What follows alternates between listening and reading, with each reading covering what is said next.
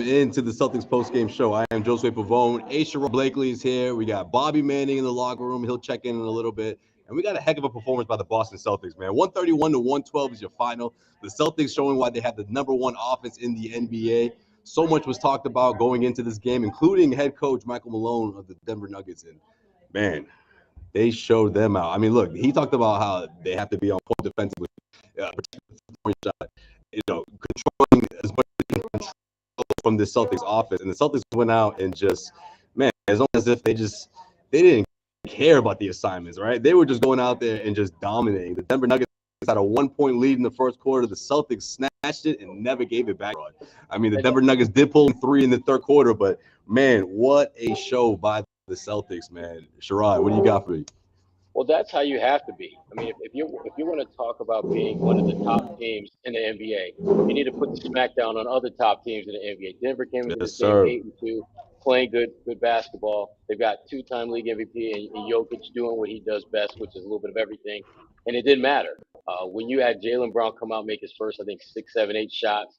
Tatum finished with 30-plus points again. And to me, the X factor in this game was the bench.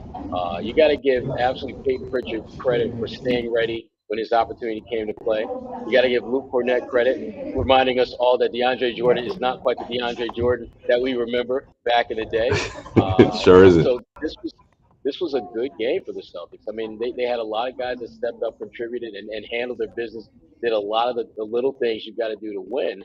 And that, at the end of the day, you get a victory like this, a nice, comfortable victory over a very good Denver Nuggets team. Absolutely. 34 points for Jason Tatum. You had 25 for Brown. You had Al Horford tying a career high in three-pointers during the regular season. Man, he was feeling it. 6 of 8 from 3. He finished with 21 points. I mean, just how much of a statement win is this for the Celtics team? Oh, it's a big win because, well, first and foremost, you're playing a good team. Second, you were able to win going away without one of your key players available in Malcolm Brogdon. I wasn't really sure how that second unit would perform without one of its steadying forces available. But give those guys a lot of credit. You go down the line, Derek White, Pritchard, Luke Kornet, pretty much Sam Hauser. Again, Sam Hauser doing Sam Hauser things. All those guys were able to step in and make some big plays and help this team get a much needed win. Did you sense some frustration from the Nuggets, like all those flagrant fouls and all those, like, is that what that was, or is that just the Celtics just putting together their best win of the season, man? Because I give them credit for coming up with the stops, for not allowing the Denver Nuggets to get into the defense whenever there was a missed shot. It seemed like they were just attacking throughout the entire, especially in the second half when they built that lead up again. How do you call it? Is this a statement win? Like, do you give it more credit to the Celtics, or do you think the Denver Nuggets just didn't show up in that second half? I think it's a little bit of both, but I think the Celtics are starting to figure out the way they have to play night in, night out to be an elite team. They have to have a certain level of aggression to just, frankly, be their optimal and give themselves the best chance of winning. And we're starting to see, I think, a little bit more and more of that as the season progresses.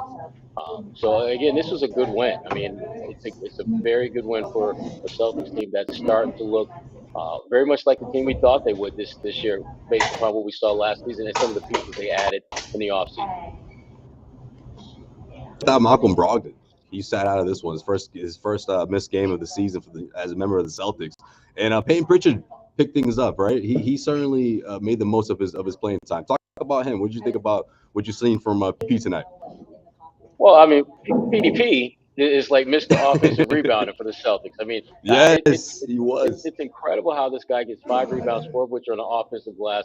And let's not forget that great steal he had in the second quarter, where I think they missed like 4 or 5 shots, and DeAndre Jordan does, to me, the cardinal sin of big men, which is to leave the ball at your waist. Rasheed Wallace made that point to Yeah. me a long time ago that even I could out rebound him if the ball is at his waist. That's why big men are supposed to keep the ball high. DeAndre Jordan didn't do that. Peyton Pritchard made him play with his steal and then the layup. And it was that kind of night for him, just being in the right place at the right time, making the right basketball decision. And they're going to need guys to be ready when their moment and their opportunity to play is there.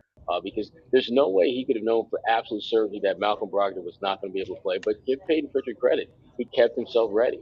And I wanted to say the Luke Kornet talk when Bobby's on because listen, we need to just start calling Luke Kornet, just call him Big Daddy Luke Kornet because ever since he became a daddy, he's been a different kind of baller. Oh, This that's was a probably what it is, right? this was a great game. I just remember when Derek White his first child was born, Hendrix, and those first few games he was looking like, yo, Daddy's home, Daddy's making plays. See that? See that? You got to give Right. Luke his props, man. Luke played a really good game. I love the fact that he actually looked engaged. He was assertive. He was trying to Yeah. make things happen as opposed to just kind of being out there running up and down the court, filling up space. He got away from just filling up space and decided to make his presence felt. And it's great to see, and hopefully we'll see more of this. Yeah, I feel like he didn't back down. I felt like there was a couple of possessions where the Nuggets just scored on him quickly. You know what? I want to say Bruce Brown did it twice, and I feel like he had something to say to Luke each time on his way back up to the floor. And I feel like Luke just stayed with it. He didn't let that. He wasn't discouraged, even though the lead was dwindling down in that second half when the Nuggets were within three. And then in that fourth quarter, man, he just blended in with everyone else, with the rest of the offense. And I think that's one of the key signs of an elite offense is when anyone off the bench can go in and be productive just based off of what everyone else is doing out there. Yeah, and the one thing I do like about that second unit also is that there's been a pretty consistent amount of effort that they give out there. Like you don't feel guys that come into the game are just kind of lollygagging and just kind of going through the motions. They're out there trying to make things happen. Derek White is aggressive with scoring. Peyton Pritchard scoring and, which is weird, rebounding. And Luke is just looks a lot more comfortable out there to be more than just a body, a 7 foot body with pulse. He's actually making plays, and that's great to see. And to me, Sam Hauser, he's just been one of, if not the most consistent second unit guy out there. And there were a couple possessions where, again, Denver tried to do what a lot of teams try to do against Sam and go at him and give Sam his credit. He's not backing down. He may not be a lockdown defender, but he's not nearly as big a turnstile defensively as I think we might have been led to believe. Right. And so, again, if he's able to stay solid defensively and keep knocking down the open shots the way he is, if you're the Celtics, that's all you want. That's all you want. I feel like Hauser made the scouting report. I feel like he was on there. Is that the first time you've seen a team defend him in that way? I felt like they had a body on him almost at all times, especially when he first checked in the first half. No, I think teams are finally starting to realize that the dude is shooting damn near 70% for 3-point range. You might want to For get a real. body out there. You might want And to this is week actually put what somebody in a 4? zip code. This is in the fluke, right? Teams know now. I think. I'm just surprised it took this many games. I mean, I figured after maybe 4 or 5, maybe 6 games of him knocking down shots, teams would adjust. But it's taken them this long to figure out that Sam Hauser is a knockdown shooter, and you might want to get a body out there in his zip code when he catches the rock because he's looking to shoot pretty much every time he gets it, which is smart because that's what he does well. Absolutely. Definitely. And the Celtics, again, beat 31 to 112. Like I said, Tatum 34 points. Jaylen Brown, though, 20 points. Very efficient game from Jaylen. It took him a while to miss a shot. It was perfect going into halftime. He finished this one he finished this one with 25 points, 8 rebounds, 8 assists, starting with a triple-double there. But more importantly, like I said about his efficiency, man, he's 11 for 15 from the floor, 3 of 4 from the three-point arc. I know we talked a lot about Jaylen after Wednesday night's game. What did you think of him this time around? Really good. I mean, this is the Jaylen Brown that if you're the Celtics, you love to see. Able to contribute in a multitude of ways. I mean, obviously his scoring, that's the one thing that we pretty much can count on night in and night out from him. But his ability to get others involved. I mean, I thought that pass he had in the first half where he hits Tatum in stride and Tatum lays it in for an easy dunk. Those are the plays that we have not seen enough of from Jaylen Brown throughout his career. And I think he is clearly someone who has that potential, has that ability. It's just a matter of him recognizing that and getting others involved and not just getting his own points. And again, his work on the boards was very good tonight. In fact, the Celtics as a team, I thought did a really Yeah. good job on the boards. And that's what they're going to have to do. It's going to have to be gang rebounding. It can't just be, they don't have a Shaquille O'Neal or a Dwight Howard or, guys who have been just single-handedly dominant rebounding types. They're going to need 4 or 5 guys every night to be on those boards. And Jaylen obviously has to be one of them consistently. Absolutely, absolutely, and getting right into your offense. I think he did a really good job of doing that. Whether he was on the receiving end or whether he was the one pulling down the rebound and getting things started, like that's the type of Jalen that I think makes this team so difficult to defend because obviously this Tatum, obviously this team is they got shooters now, and you have someone like Jalen who is just so hard to keep up with in a one-on-one, in an open space. He'll blow right past you. He'll use his athleticism and he'll certainly get that shot down over you as well. He's so efficient offensively. When he's playing like this, and Tatum is playing the way he is with 30 plus points, this offense is pretty much unstoppable. It feels like, right? Especially against a top tier team from the Western Conference like the Denver Nuggets. Well, one of the issues that they had, I thought Denver was they really didn't know how to defend Jalen. They didn't know whether to play him for the drive and just let him shoot or get up on him to shoot, which he can beat you with the drive. And so that kept them off balance, I thought, in terms of how to defend him all game long. And then that's not even factoring with having a guy like Sam Hauser and Jason Tatum and Al Horford knocking down shots. And I thought Al, I think exposed the one weakness in Jokic's game, and that is defense, Mm, particularly defending bigs who can stretch the floor like Al. I don't think it's a coincidence that Al's best night shooting the three ball this season just so happens to come against the one big man defensively who doesn't do well defending bigs who can shoot the three ball. So mm, this was yeah. again, I thought this was one of those scouting report nights where the Celtics had certain things on the scouting report that they wanted to attack, and I thought they did a consistent job of doing that. And the end result is a pretty comfortable win. Yeah, man. Jokic, I mean, Al rather had Jokic chasing him all over the place because you just can't. You have to put a block on him.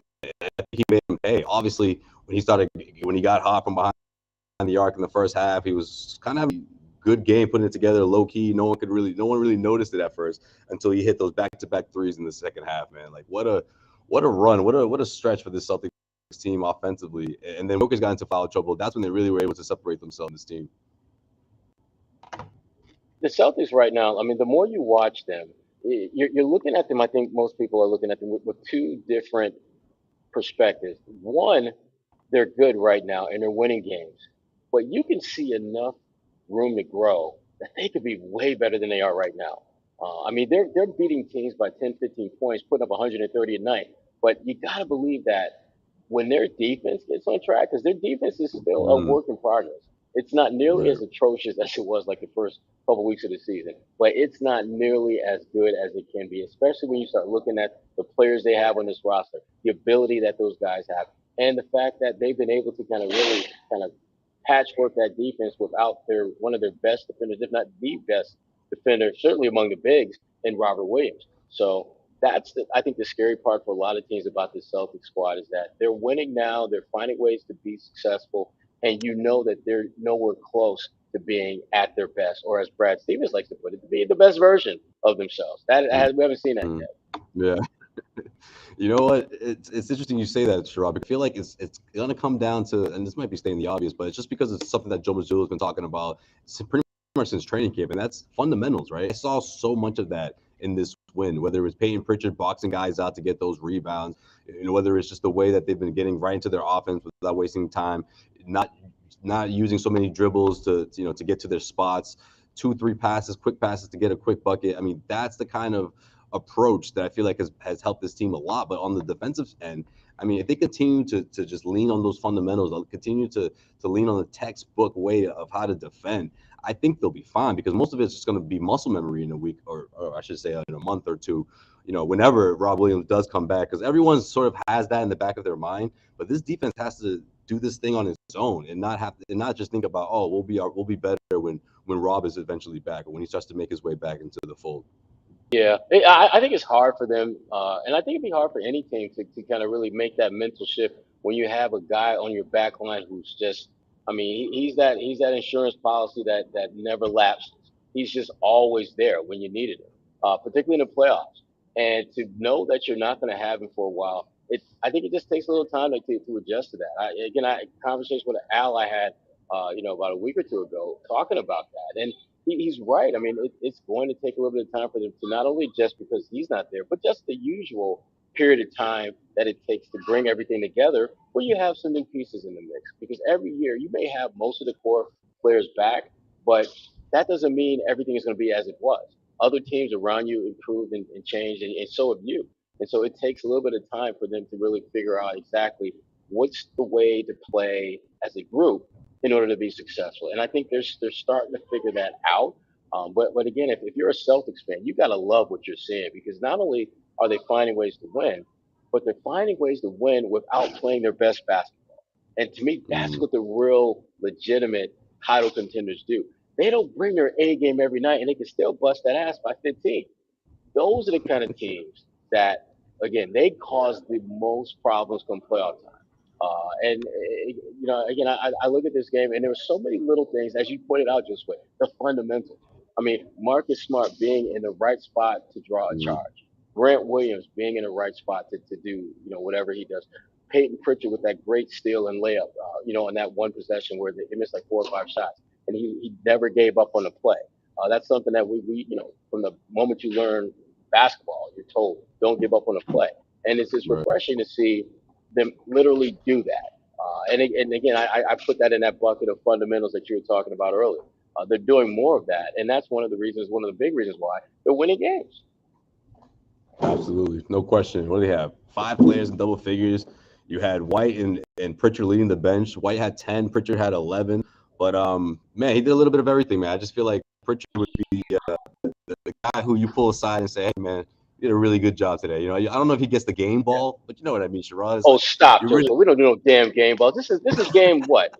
11? Talk about some damn game ball. Get out of here I with that, mean, man. if we're doing the whole like high school analogy thing, where Look, the kid who got the big minutes when he hasn't had those opportunities, all of I'm a sudden not gonna pops up insult big. him with no damn game ball, Joseph. I'm gonna go with the mindset that he got an opportunity to go out there and bust somebody's ass, and he handled his business the way you would handle your business when you got a chip on your shoulder and you haven't been getting much run. That That's cat true. that's been sitting on the bench and you just itching to get in the game, and the minute you get your chance, you tell yourself before you step out there, I don't know who is gonna pay for me sitting on this bench, but I'm making somebody look foolish tonight. Yeah, Somebody is going to play poorly that was and Pritchard. justify me getting my check tonight. I will. My check is going to Yeah. be guaranteed by one of y'all busters getting bust out here. And DeAndre Jordan, you got some of that. Bruce Brown, you Oh got some of yeah. that. I mean, he made a lot of guys look silly. I mean, and again, I DeAndre keep going got back to that. benched. He Yeah, got as he benched. should have been. He was garbage. He was garbage. Listen, Josue, you've been around the game long enough to know if you are 7 feet tall and you grab a rebound, and a guy that might be listed at 6 feet might be, and I put Generous. might in like real, I put an asterisk next to that because I'm not thinking he's 6 feet. He not only takes the I think ball from you you, can taller than him, but Sherrod. he scores on a layup in front of you. Yeah. You could at that point, if I'm coach, I'm gonna be like, hey, young fella, not so young fella, let's have a conversation about like keeping that damn ball high. Like I said, Keep it up. that's Keep it up. fundamental basketball, and I give Peyton Pritchard a lot of credit for not allowing things that to me that play was kind of symbolic of just his time here. He doesn't Yeah. allow circumstances out of his control, like not playing, affect him when he gets a chance to play. He did exactly what you're supposed to do in that situation. You make plays, you get your teammates involved.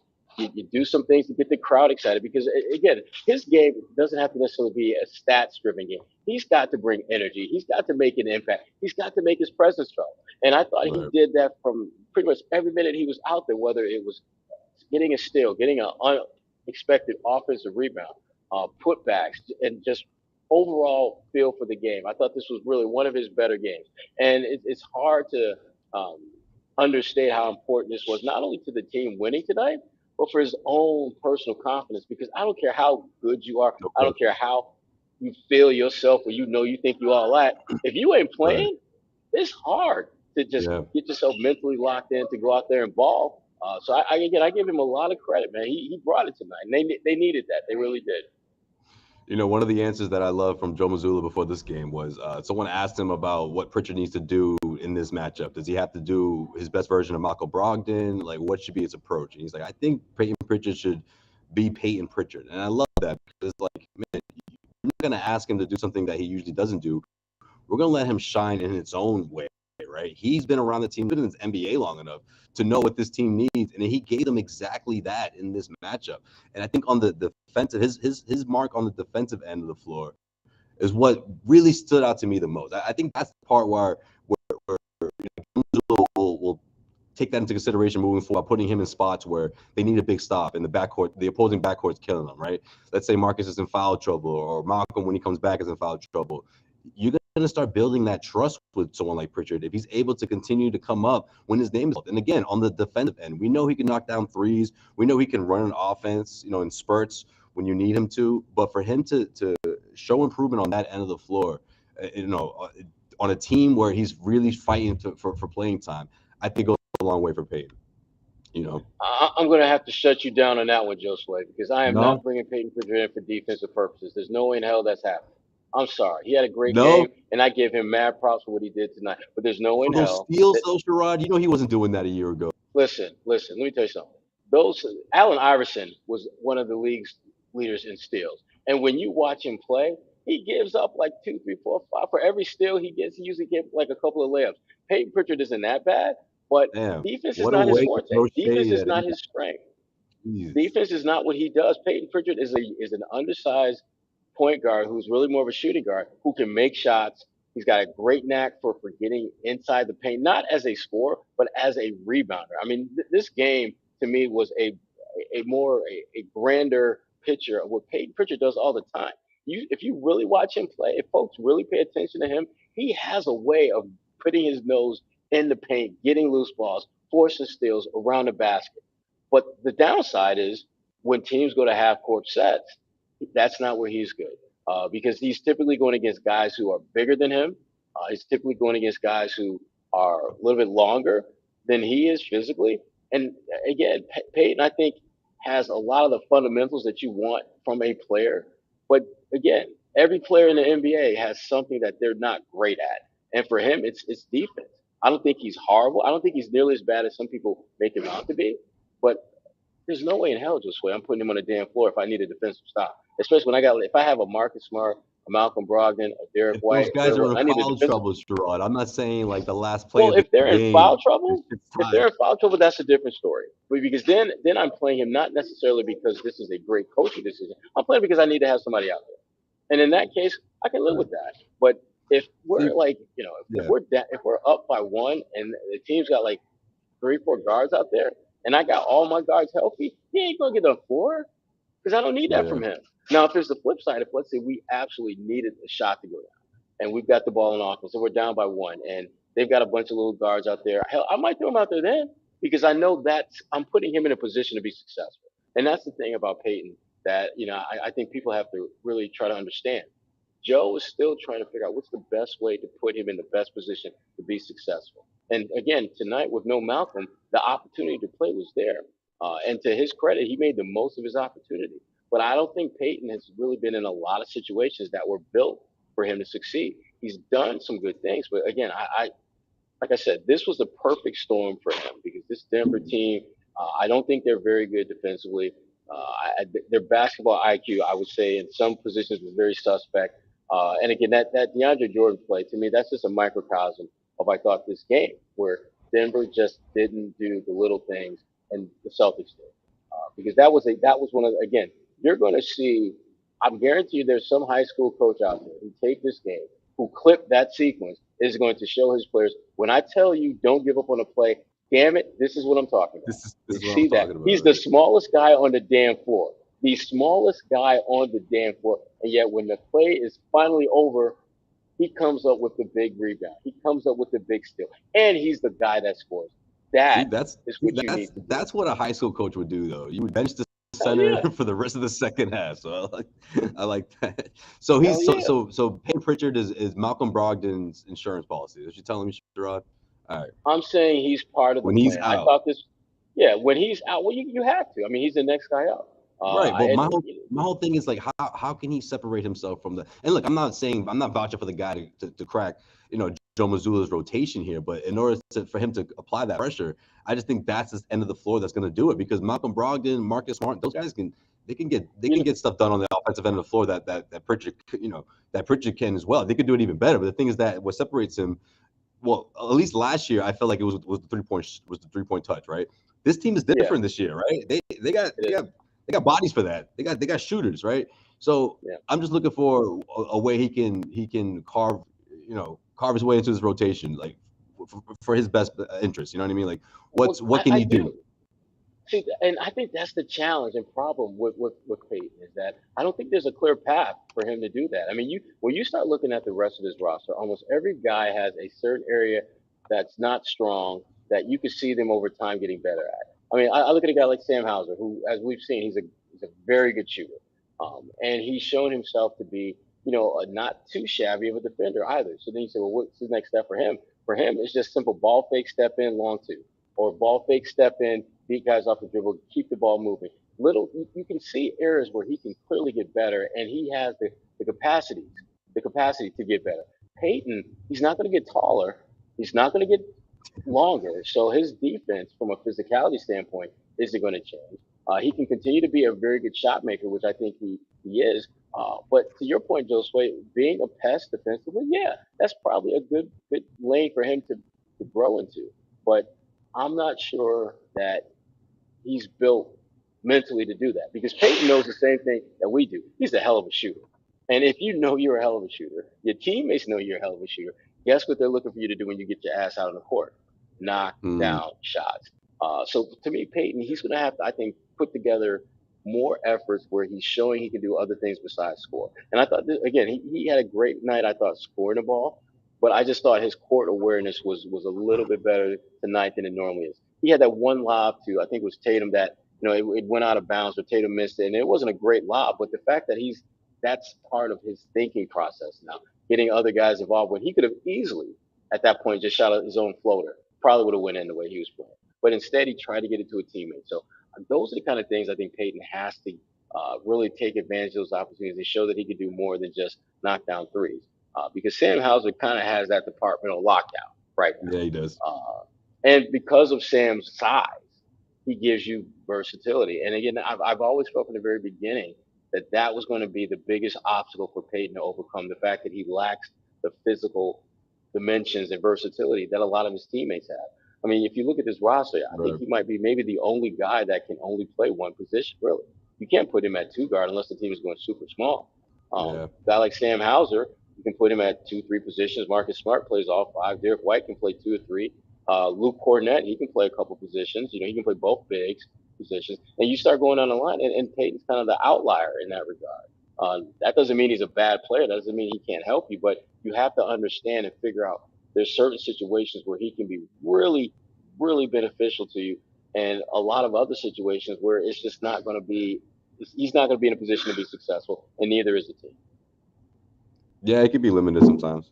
That's fair. I guess that's fair. Well, this other team got 3 players shooting above 40% from behind the arc. Like I That's didn't think that was gonna crazy. happen, right? I didn't think that was gonna happen. So again, I think that was the part that the Pritchard fans were kind of rooting for him in there. Oh man, if he can just get hot from 3, he'll And get a he's not one spot. of those three.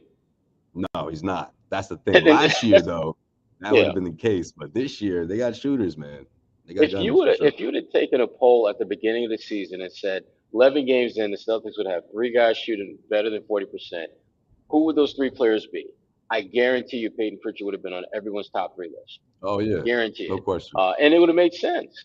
But again, Sam Hauser's ability to just shoot threes. Tatum is shooting at a high clip. He's Malcolm flirting with Brogdon, 40. He's not over yeah, 40, but he's flirting right. with it. Yeah, Tatum, Right, because I think he came into the game at like 39.8 or 38.8, something like that. something But like they've that. got, Yeah. yeah, they got a bunch of guys that are shooting. You got 3 over 40, and they got a couple others who are shooting in the high 30s.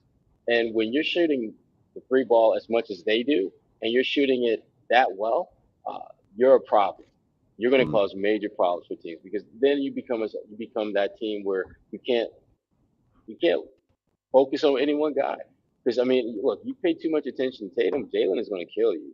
You pay too much to Jalen, Jason is going to kill you. You pay a lot of attention to both. You got Sam Hauser, who's would be more than happy to knock down some open jump shots if you give it to him. You got Derek Yeah. White, who has become a different kind of shooter. He's worked on his technique, and I wrote about that a couple months ago about how he spent some time with his shooting coach and working to refine his form and have it be consistent throughout. And because his before this year, I like Derek, but his shot form was all over the damn map. I Yeah, mean, it we're was. talking like Cali to Kalamazoo, all over the map. Somewhere it was in there somewhere. But now, he's very consistent with it, and Right. the results are playing out in that regard. And that to me is why this team is kind of scary, because like I said, they're doing a lot of really good things, but it's clear that there are levels that they haven't even scratched the surface that they can go to. And that is what championship caliber teams do. They figure Yep. out how to win until everything comes together. And when everything comes together, they no longer are looking to win. They're looking to bury you. They're looking to put you 6 feet under in 6 minutes or less. Yep. That's the mindset that they have to have. And again, the way this team is built, the way this team is playing, the attitude and edge that I think they're starting to play with a little bit more, they're going to be a problem for playoff time. They're going to be a major problem. Absolutely. No question, I think, man, because they're not showing any signs of slowing down. Tatum, another 30-plus point night, 34 points. Jalen had 25. Once again, the Celtics beat the Nuggets 131-112. We got John Zannis, who's so motivated by this Celtics game that he said he's going to check in with us in a little bit. So we got that. What? We got Bobby Manning. Yep. I wonder what John's going to say. This is a really positive game for the Celtics, so we'll see what John's got for us. Like I said, Bobby Manning is here, of course, in TD Garden, as well as me and Sherrod. He's going to be in the locker room. We'll see what he comes up with. I'm sure he'll join us in about a few minutes. But the conversation heading into this game, obviously, especially if you watched Wednesday night show, was Malcolm Brogdon's status. Now, it was before the game. Joe Mazzulla was asked before tip-off about Malcolm Brogdon. He said he's day-to-day. Malcolm Brogdon, of course, out with hamstring, I'm not gonna say injury, but I guess stiffness, whatever you want to call it. It's sore or it's not feeling great. Are you buying this that he's day to day? John's gonna he's gonna play devil's advocate, but how concerned are you after hearing Joe Mazzulla say that Malcolm Brogdon is considered day to day? I'm always concerned when players are missing Malcolm games Brogdon. And your name's Malcolm Brogdon. I'm concerned. I'm very concerned, and not like, oh my gosh, he may never play another game for the Celtics. I'm not that kind of concerned. I'm more concerned about the fact that they're going to, in all likelihood, go with some type of load management program for this guy. We're not even a full month into the season, but I don't believe it's one of those things where Malcolm is just trying to milk the injury and just not playing rest up. I think he's legitimately hurt. You look at the way he plays, the way he competes. He's not built to sit on the bench. I know it frustrates the hell out of him because he knows part of his role isn't only to go out there and produce, but it's also to be a leader. And to me, I worry more about that part of his absence than the actual production, because I think they've got enough guys who can, statistically speaking, make up for what he brings to the table in terms of points and assists and things of that nature. But it's that leadership quality that in so many ways separates him from a lot of guys in this league, that I love the fact that he's with that second unit, because you've got Tatum and Brown and Al doing the damn thing with the first group. And that second unit really didn't have that cog that bench could galvanize around and be that leader. And Malcolm has been that guy. And the idea that he will only be able to maybe have a voice instead of a physical presence on the court here and there, and miss games here and there, it does concern me, because my big concern is that day to day becomes week to week, becomes month to month. And the next thing you know, he's played 25, 30 games and the season is over in like a month. And that's my big concern about Malcolm, that this injury will not necessarily get worse, but it may be one where they'll be so cautious about it that he's going to miss games simply to make sure that they hopefully have him as healthy as possible come playoff time. But the thing about playoffs, as we know, Josue, we've seen it happen many times. As much as it is important to be healthy, it's arguably as important to have a rhythm with that health. And I worry that he's not going to play enough games and have enough minutes to get in the kind of the flow and rhythm that you're going to want a key sub, a key player on your team to have come postseason. Yeah, I'm with you, Sherrod. I agree for sure, because I think the load management program is definitely the way to go. I think there's just too much on the line, right? He's just too important, too vital. But with that being said, you also want him to have his reps going into the postseason, right? You look at a team like the Golden State Warriors, who were riding high pretty much throughout the second half of the year, and then Steph went down. He took 6 weeks off or 4 weeks off, whatever it was, and he was able to go into the playoffs, and he was fresh, right? Other guys did the same thing.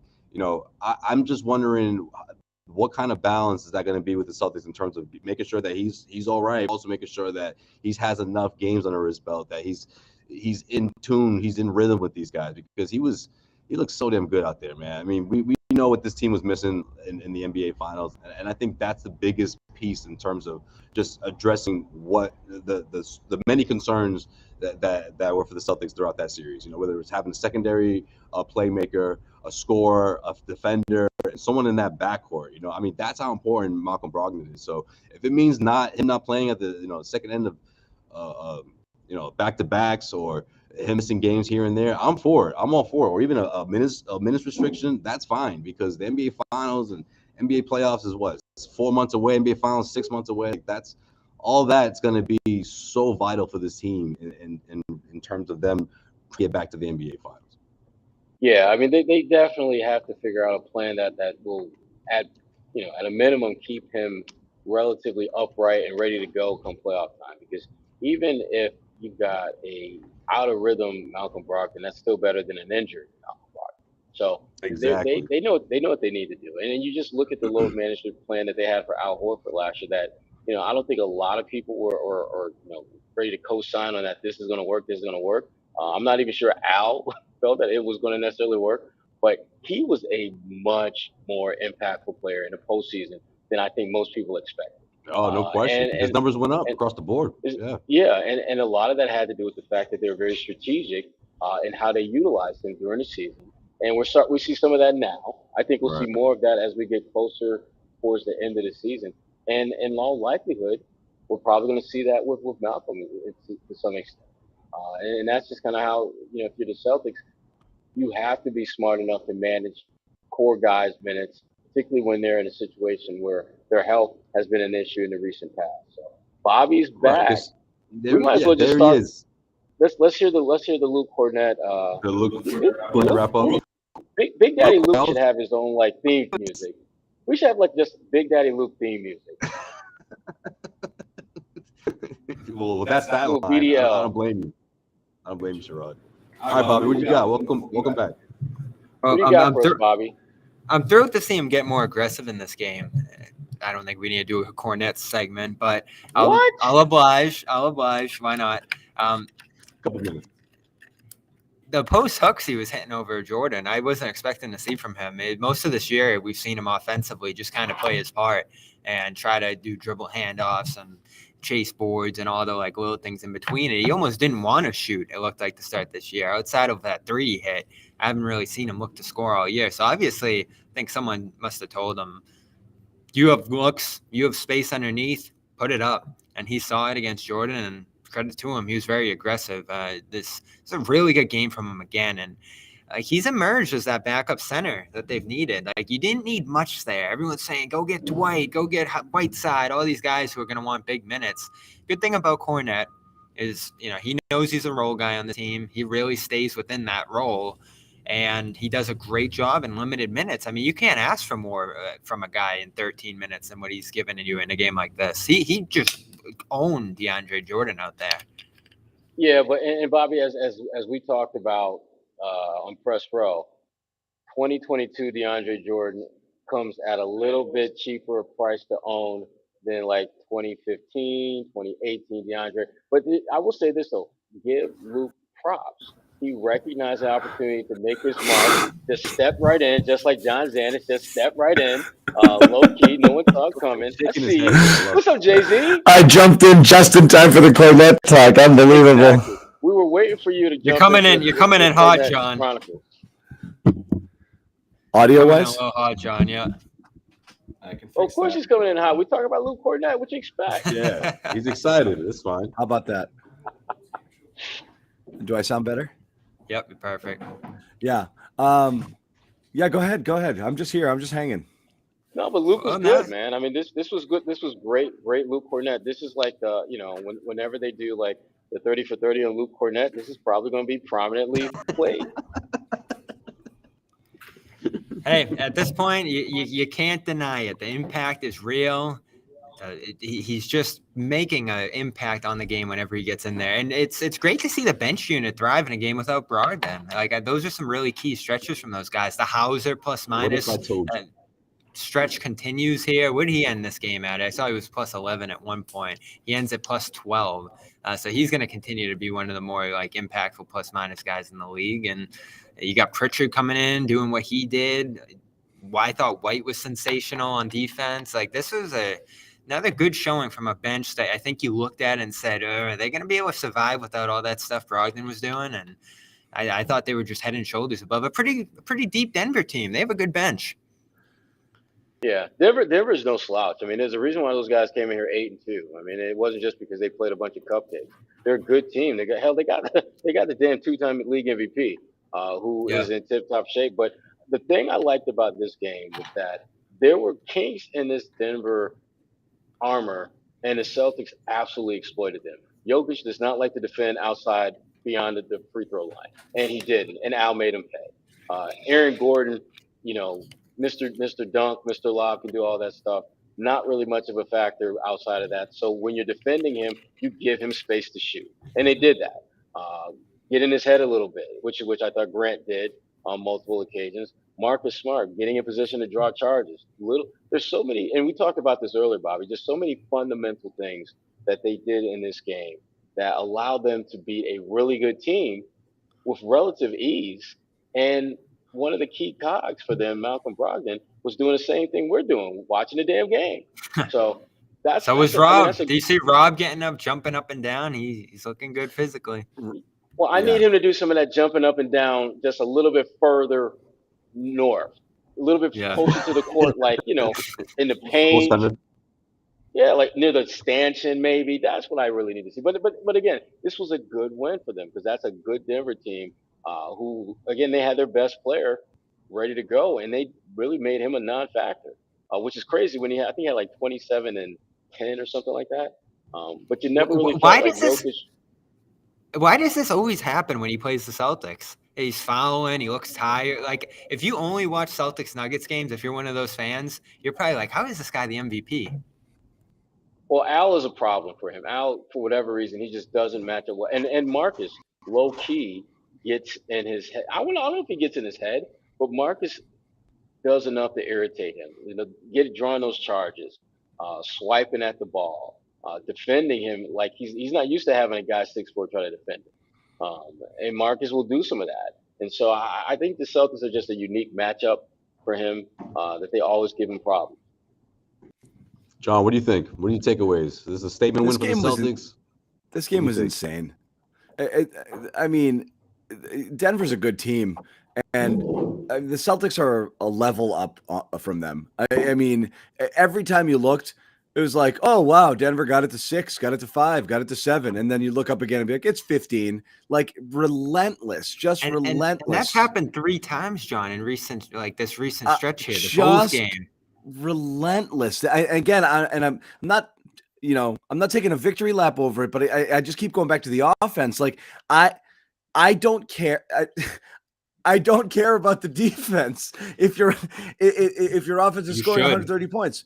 You shouldn't, because one, I thought they actually played defense well for spurts tonight when it mattered. 2, again, the defense is a thing where I still believe it's a choice. And when they want to clamp down and when they want to give max effort for 4 quarters, when it really counts, it's there. They're still there. They can still do that.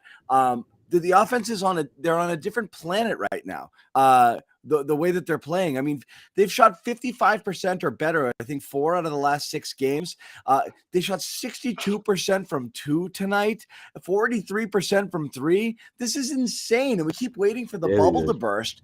And I just don't think it bursts. That's the point. Like, this offense is real. And like, you see comments after the game, first comments we've really seen, like, specific, not first, specifically complimentary of Joe Mazzulla, Al Horford going out there and being like, we're doing what Joe's telling us. He's obsessed with space and pace, and this is what we're doing. And like, this is stuff we're screaming about last year when it didn't look like they have it.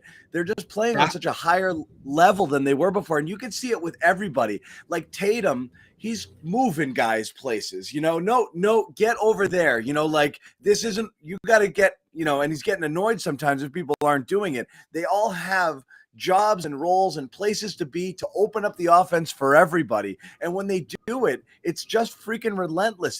They're just attack, open three. It's a really hard team to defend right now. In addition to a ton of one-on-one mismatches all over the floor when Tatum and Brown are out there. It is such a hard team. And again, surround them with shooters, create a little bit of space, pick up the tempo, and bang, and that's what happens. I walked away from this game. I'm like, Denver's my sneaky like dark horse pick for a finals team out of the West this year. Okay, Celtics are down 2 of their top 6 players, and they freaking drilled them. Okay, so that just shows you what level the Celtics are on versus I think a lot of the rest of the league right now. They're somewhere else right now. I'm glad you brought up that Horford endorsement too, because that's a big one. I mean, it's a big one, but all of it, yeah. He's a veteran in the room. I remember talking to him during camp, and I'm like, "Oh, what do you know about Joe?" And he actually said, like, "I don't know a lot. Like, I really didn't I just got here last year. I didn't get to know him a ton last year because there's the whole COVID stuff going on." And he was impressed at the time, but now he really goes all in there on an endorsement of what he's doing and his role, which is a little bit different. He's almost exclusively shooting threes, right? And everybody just seems to be satisfied with what they're doing offensively. Like you said, everybody's in the right position. Everybody's enhancing each other. Yeah. Everybody's weaknesses are getting minimized a little bit, and they just blow by teams. I think it was Denver last year when I fully bought in too. I think it was a Denver game during that stretch where they were killing everybody, but it was a bunch of chump teams. Then they went out and beat Denver by like a zillion points. And I was like, okay, it's real, And so like, I kind of got that same vibe, but on the other end with the way the offense was playing. And I know Denver's not a terrific defensive team, but that was kind of the vibe I got. Sorry, Sherrod, go ahead. No, I was going to say it's a little hard to bitch and moan about your offense when you put a $130 up on a nightly basis. I mean, what are you going to complain about? You're scoring, you're getting great looks at the rim, you're getting points in the paint, you're getting points behind the 3-point arc. You have literally put together an offensive weaponry that what do you try to stop? Because everything you try to stop, it's like playing whack-a-mole with these guys offensively. If you try to take away the 3, they're finishing at the rim. If you take away finishing at the rim and pack the paint, they're knocking down open shots. And if you try to like double team or tilt and do all that kind of stuff with any type of regularity, Hayden is at a point now where he's sniffing that out real early and kicking the ball, knowing that either my teammate's going to get an open shot or the defense is going to rotate back and I'm going to get it back, have an ISO one-on-one, and you can't stop me at that point. And so this team, they're just playing a different brand of offensive basketball that we haven't seen anyone at this point can stop. I mean, think about this. They've lost 3 games, 2 of which went to overtime, to the one team that they probably match up the worst against, which is Cleveland, because of the size. And they don't have really the type. This was a big team too. Yeah. And again, this was a big team, but this was a team not nearly as skilled around the rim as Cleveland. No disrespect, but when I think about Jared Allen, I think about DeAndre Jordan. I don't think about apples and apples. It's more like apples and a very small grape. DeAndre ain't that dude no more. I'm sorry. He's not. But Sherrod is just so, I don't know if you're just bummed out or you're just like shocked.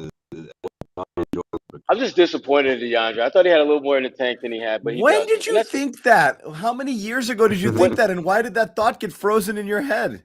Because my thinking, John, was that there was enough in the tank so that he would actually be moving, not going fast, but just actually moving. He's just body out there sucking up air. There's nothing left. Just sucking up air. Okay. I have been informed recently by our producers at home that we've been delinquent, my friends. We've been delinquent tonight. What do you mean? Oh, we didn't pay bills. Shit. What have we not done? We didn't. John, listen. I'm like Marcus Smart. I'm just sitting in the corner waiting for. I look. I'm not Yeah. running point. Bobby did it. We're not past due yet. We got time.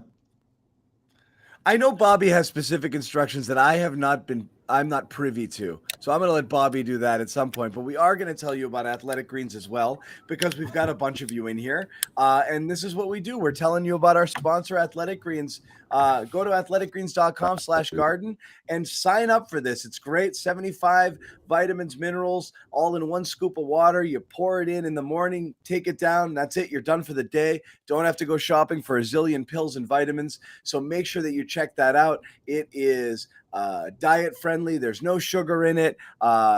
It's endorsed by countless celebrities and healthcare professionals. Every single one of us on the Garden Report is a loyal AG1 user, and we love it. And I just got another shipment in there. So thank you very much for that. So you guys should check it out. And again, to make it easy on you, go to athleticgreens.com/garden for a free 1-year supply, vitamin D, 5 free travel packs. And again, if you're at all interested in this stuff, do your own research, look it up. You don't have to just take our word for it. See whether it's for you. And if it is, please go in there. And like I said, check that out, athleticgreens.com/garden. Go through there. That way they know we're the ones who sent you, and pick up your free gift as well. Please do so if you are at all interested in something like this and taking back your health. We said gut health, immune system, mental clarity, all of that stuff. AG1 is there for you. Guys, I'm sure you've talked about everything at this point. You could go on and on and on. Like, I know it's nice. You got the one-off. You know, you got a good Kornet game. You got great stuff from Pritchard, which was nice to see him. And just such a spark. Full disclosure, I was at the game as a fan tonight. That's why I come in. That's why I come in all jacked up. I watched the whole freaking thing. John was waving the green towel. No, my phone. He's like, I gotta talk about this team right now. Let's go. No, I was psyched about it. I wanted to jump on, but that makes sense. You know, you guys got all the fancy credentials and stuff, so I had the gun at home. I had to get my dad home too. But I love all of that energy, but I guess just the whole of it is just so impressive. I think Sherrod said they just beat you so many different ways. And it's just, everybody's just so confidently and, just so secure in their roles right now. It doesn't look kind of like, what are we doing out here? I feel like there are times last year where it just seemed disorganized on the offensive end. They were all relying on one guy to make things happen. Even when they kicked the guys for open shots, they weren't going in. I can't. They had 97 points tonight after 3 quarters. They topped 97 points twice in the finals. John, I was going to say, there's some games where if they could finish with 97 points, you're thinking like this was a good night offensively. 97 twice in the finals, they eclipsed 97. It's just it's like a completely different team. What's up, Bobby? I was going to say, I didn't want to go down this road, but you look at what's going on here. You look at what's going on in Utah, and like you got to look at those 2 coaches on Ime's staff last year and just be like, they had the goods offensively. They are just delivering in terms of the system they're implementing, in terms of what they're having players do. And this is what's really shocked me. The players seem to really want to do this stuff. They're committed, smart point guard, facilitating, Tatum running up the floor. Who would have ever thought we'd see Tatum running like this? Brown getting off the ball, even though he wants to grow as a playmaker, but becoming a screener, something we never saw him do last year. All these guys are doing stuff that they've been somewhat resistant to do in the past, and it looks so natural. And this is the question I really can't get an answer to right now: is what? Where's this commitment come from to pace and all this screening and passing and stuff that we it looked like was death to go through last year? Well, it's interesting because Kess, our man Kess here, a loyal a viewer on the Garden Report. Excellent point here. And I know Kess was not a Brad guy, very unabashedly so.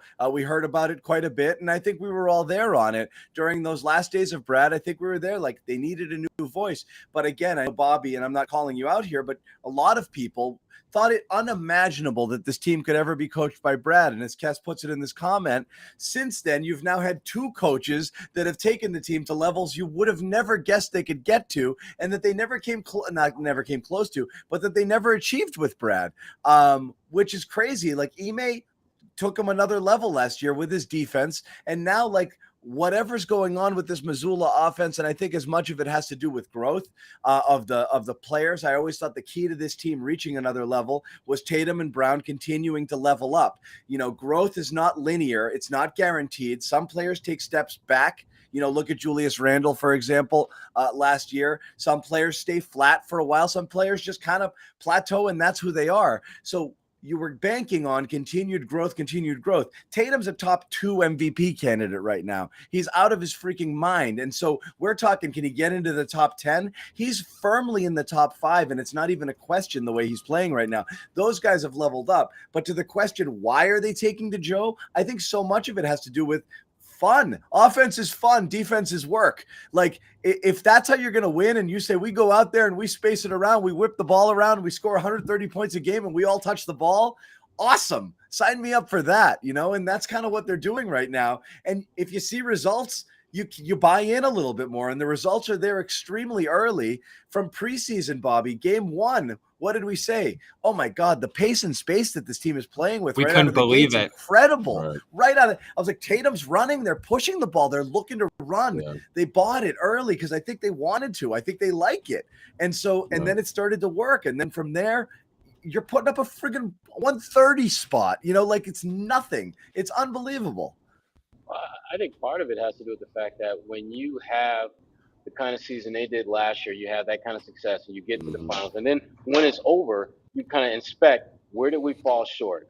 The struggles offensively jump out like nothing else. And so it's easier, I think, to get guys to buy into being more focused on executing at a high level at that end of the floor. Yep. Because that literally costs you a championship. Your inability to be a better offensive team costs you a championship. And we're seeing right now, they're not just scoring the ball more, they're scoring it more effectively, more efficiently, and they're doing it in a multitude of ways so that you can't just look at the Celtics tape and say, well, if we take away the threes, we can beat them easily. Hell no. You got Tatum finishing at the rim with contact now. You got Jalen being aggressive. Derek White. You got the smallest guy on their damn roster is getting you 4 offensive rebounds. That's how good they are offensively now. And that is it's a major problem for team defenses because there's no clear silver bullet or 2 or 3 that you can hit these guys with and shut that offensive down. If anything, they're going to have bad shooting nights to be beat at this point. If they look that good, that it's not even going to be about you locking Tatum up or putting the clamps on Jalen. It's about them missing shots that they normally make. Right. And you know what, too, Sherrod? The core of this team, I just think the experience of what happened last year was molded them into just being battle-tested guys who know the right things to do. And then you bring in Malcolm Brogdon, you bring in, guys who come off the bench who reinforce that approach. I think that's what's really been helping this team so much in the offensive side of the floor. Now, a lot of teams, it may take them a week or two to sort of find that continuity. It may take them a while to sort of find their stride. But for the Celtics team to find it so early and clicking on all cylinders the way they are and doing it in this fashion without Malcolm Brogdon, without a key guy on the offense, the second unit coming up big without Malcolm Brogdon being a part of it, I think it shows a much character of this team. It shows just where they are mentally and how focused they are. And it also shows, especially after what Michael Malone had to say, the head coach of Denver Nuggets, it showed that they were so prepared and so game planned to take on the Celtics, and it still didn't even matter. I mean, Malone was saying all the right things. He pinpointed guys like Hauser and what this offense can do. He really did his homework going into this, and it just didn't matter. The Nuggets got with the point, and even though thinking, okay, they may lose this lead, but as long as they keep fighting, they'll regain it. And that's the closest they got. They regained the lead. Three was a 9-4 run, coming out of the timeout, and the Nuggets, they never came close again after that. And all of a sudden, it's a 20-point game. I mean, that's how explosive this offense is right now. Yeah, and they're doing it against good teams. That's the thing. We're not talking about the Indiana Pacers and guys that are at the back of the pack, teams that are going to be vying for that number 1 overall pick. This is a good Denver team, a team that I think John is spot on, that they could be one of those sneaky good teams from playoff time that, if you blink, next thing you know, the Joker is playing for all the marbles in the Western Conference Finals. Wouldn't shock me at all. But the way that the Celtics were able to just dismantle that team tonight, with their offense, with their bench production, with their scoring, with their rebounding, which has been a major Achilles heel Their for them. rebounding's been so good. Yeah, I mean that to me, and their ability to hold their own and in many instances win that particular phase of the game, that's a big part of why they're able to score so many points. Because their defense doesn't have nearly as much stress on them as we've seen in past years, where they're giving up offensive rebound after offensive rebound, which leads to more time defending than they would want to. Their ability to rebound allows that offense to get out and run, and as we talked about before, speed up the pace, get into transition quicker. I love that point. I love that point on the rebounding too, because the Celtics are playing so small. How worried were we about that after the Toronto games in the preseason? And it did hit them a little bit early this season. Timely offensive rebounds that led to big baskets in close games. And then they just start gang rebounding. Like the guards come in, Tatum will tip it to a guy. Like they're right there. They're all in the paint. Horford's grabbing big ones. I feel like his rebounding's gone to another level this year. Like that is huge stuff that they're doing in there in terms of handling the little things. You can't say enough about just how like keyed in on the details this group is. And to your point earlier, John, I want to expand upon that. This is like 3 games now where teams have made runs against them. As Chicago on Friday, you had the Grizzlies on Monday, and then the Nuggets here. They could never get over the line. Like they'd get within a possession or two, and then the Celtics just expand the lead again. And it's just because of these rotations that they have that are also balanced and effective. Like they have great bench unit. They have great starters. It's all so well put together right now. It's nuts. And again, I think it's just not only getting better, better from your best players and your stars all performing at higher levels this year, but just the way it's come together on the bench is so interesting because of the Hauser contribution and the Brogdon addition. And that's what you lose here. The only reason Denver made runs is because that second unit wasn't able to do what it's been doing to other teams, which is extend leads. And that's where you suffer a little bit without that Brogdon-led second unit, because they just kind of keep the pressure on, so many open shots, and then all of a sudden you're like, what happened? The way that they've been playing has been insane, but it's just the pieces fit here, really, really, really well. And it's just, like I said, if this team's fully healthy right now, I don't know who beats them. They're going to add Rob to this. Yeah. Like that's insane. It's really hard to imagine. And this is going to be now the Celtics are a buyout destination too, because you're going to be looking at this and be like, yeah, I might be able to sneak out a chip here. Jumping over here, because you can count the real contenders on one hand, and the Celtics are clearly one of them right now. And there's a lot of good teams, but still, they're going to be This is another one, John. Right? It's the Nuggets. Like it's impressive. It's an impressive win. They're supposed to be, right? Yeah. I can't wait to see them play the Bucks, because obviously the Bucks started 9-0. Like they've been up there too. The bench still. Yeah. The Bucks are great too. It's again, they're certainly, that's going to be there. But it's so impressive right now, especially just the last few games. It's just the way the offense has been clicking. It's just that's why I came home jacked up. I was like, this team's on another freaking planet right now. It just, and you're there and you're in person. It's just they're just relentless on offense. They just keep coming, and the ball movement is so great, and people cutting and the passing, and it's just whipping around in just ways that it just wasn't before. It's just such a far cry from what we saw from this team offensively last year. It's incredible. That's where I'm at. Bobby, you got something to tell us, my man? Not that I know of. No? I thought Guy reached out to you about something. I thought we had a special promo tonight. Maybe there's a show tomorrow. We can put it out there tomorrow. I feel like tonight was important, but I know it's a good tease. What happened? Are we teasing the pod, Josue? Is that what it is? Pod? Oh no, I don't know what he wanted. Oh no, not that. This is something with you and. We'll put that out there, right? Me, Max, and Josue did a live Cedric Maxwell podcast last night. That should be out tomorrow, as far as I know. Good conversation. So that's not live if it's not out yet. That's not what live means. In person. Is that the phrase? Okay.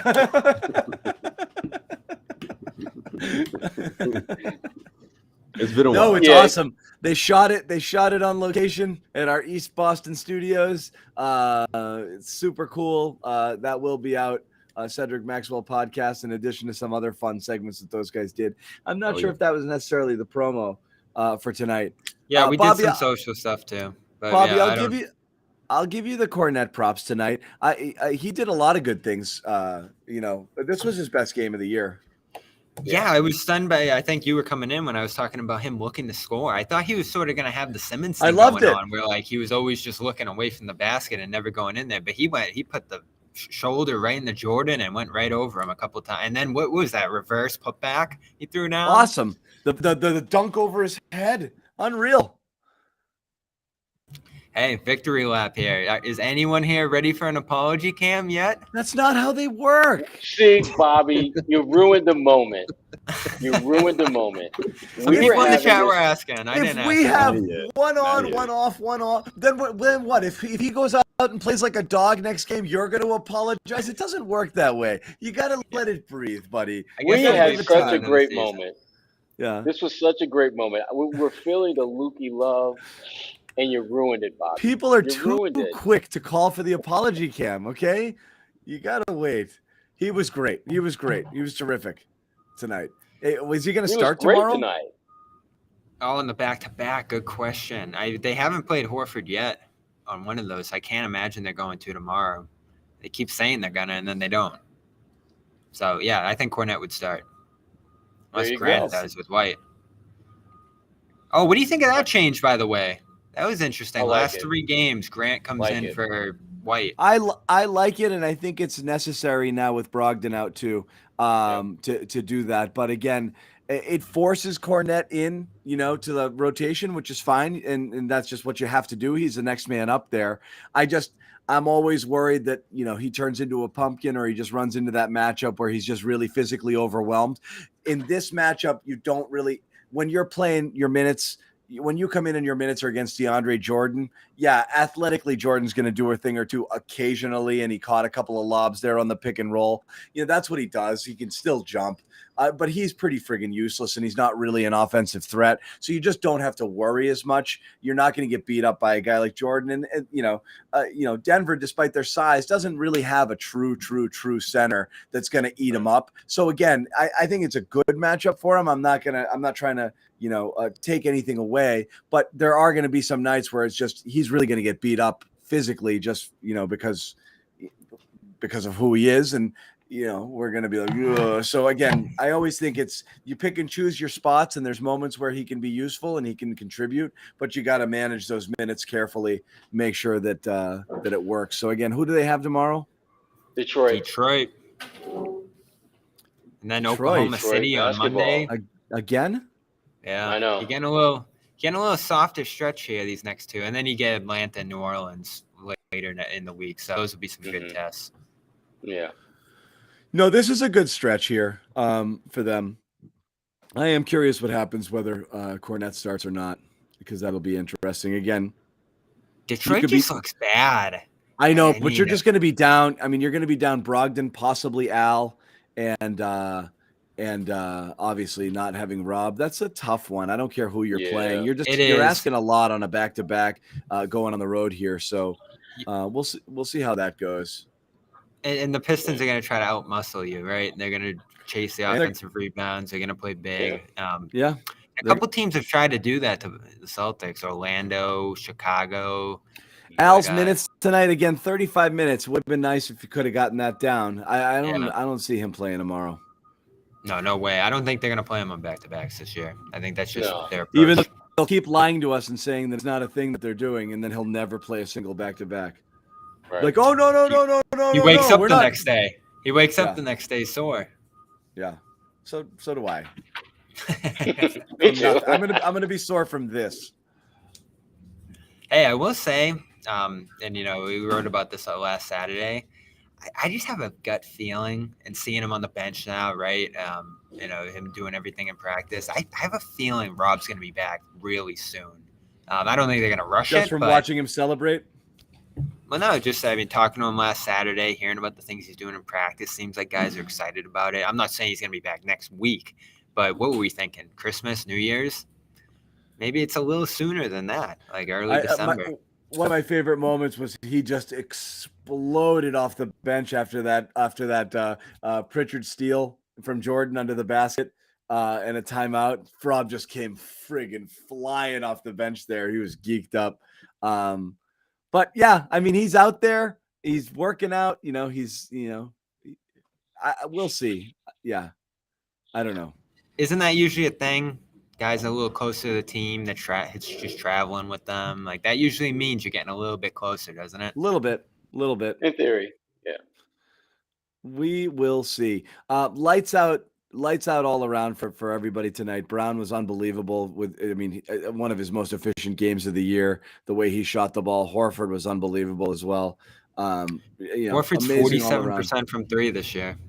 That's the thing is, again, you're looking at 50 plus for Grant and Hauser. I don't know how those percentages are affected after tonight's games. And you have Horford in the 40s, Derek White in the 40s. That's the difference right now is whether or not those guys are, hot, will come back down to earth, or the offense is just creating the types of looks that are just more likely to be knocked down. I think Derek White certainly made some adjustments. Hauser, I think, is automatic. We've seen the way Grant shoots the ball, but Horford and White both ticking up this year is something you want to see. I mean, are they going to stay in the 40s all year long? I don't know. That would be something. I mean, again, you do expect at some point that's the thing, right? It's gonna, what's that gonna look like? Because they're so reliant on it. I mean, that's something we've all been like we just don't. I don't like it, right? They're taking a lot of threes, but they're getting so many more possessions per game. And again, they shot under their average tonight. They're averaging more than 43s. They shot 37 tonight.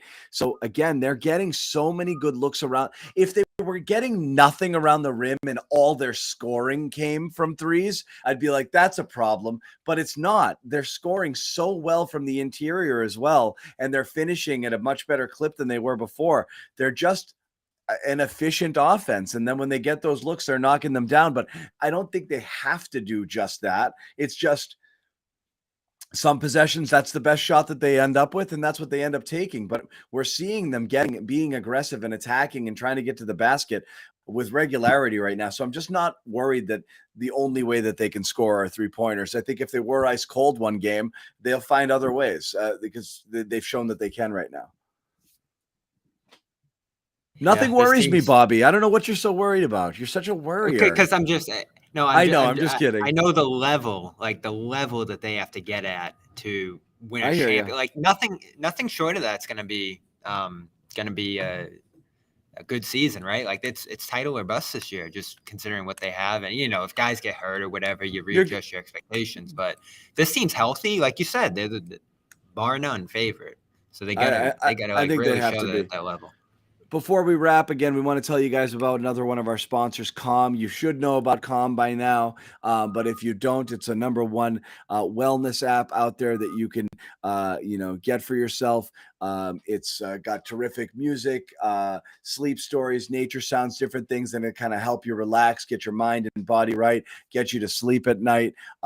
If you go to calm.com/garden, you receive 40% off. It's a legitimately great deal for their premium subscription. That's their entire catalog, which they update constantly. So again, we really urge you, if you are interested in this kind of thing, or if you haven't tried it, you're a little hesitant, you want to look it up, go check this out. It's actually really cool. And again, everybody here at the Garden Report has this on their phone right now. We've got the Calm app, calm.com/garden. I use it nightly. I swear by it. I love it. Jimmy Toscano, little bedtime stories for Jimmy every night. He loves them. 40% That's actually off. Where he is now. 40%. God, Jimmy's hit the sack a long time ago with his Calm.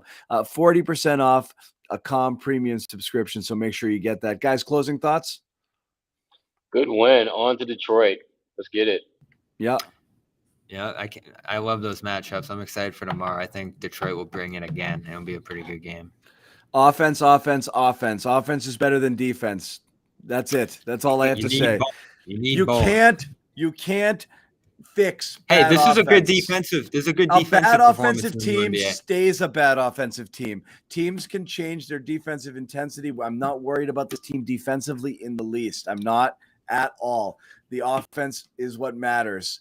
You have it or you don't. You're not all of a sudden going to find it. And the fact that they have it and they have it clicking this early is unreal.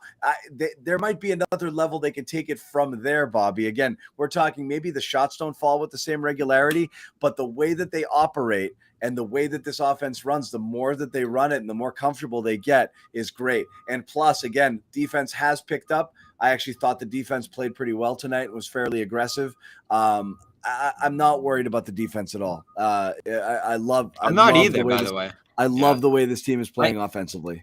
I know Josue mentioned Malone's comments pregame. He was talking about the Celtics, and he said that you see the numbers with the Celtics. They're just going to get better defensively as the year goes on. He was pretty impressed with Boston's defense coming in, even though the numbers were bad. Yeah. We do have Josue, too, man. We'll get a last thought from him. I like it. Is he hanging out there? Yeah. There he is. Josue, you can close it. You can take us home. All right. I'm not saying I'm worried about the defense, but it does have to get better. I'm saying I'm worried about the defense. They're going to win a championship, no? I think so, yeah. It'll get better. John, you'll be the first one to say this team needs to be better on defense. Like, I don't care about defense. Guys, I've been saying this all the very next loss, you'll say that.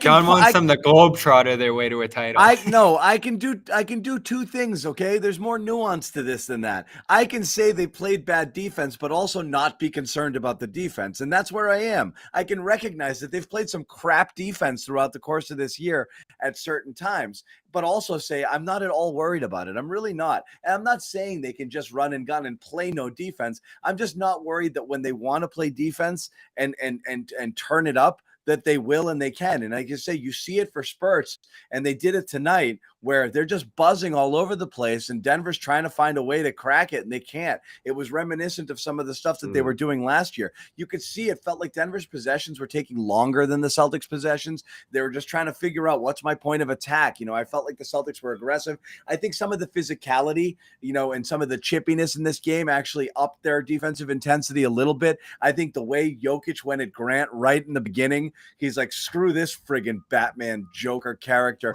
And he just started hitting him and going at him. I think that kind of set the tone that they were like, oh, okay, so that's what we're going to do. And they got into it, and I like that. And I think that's there when they want it.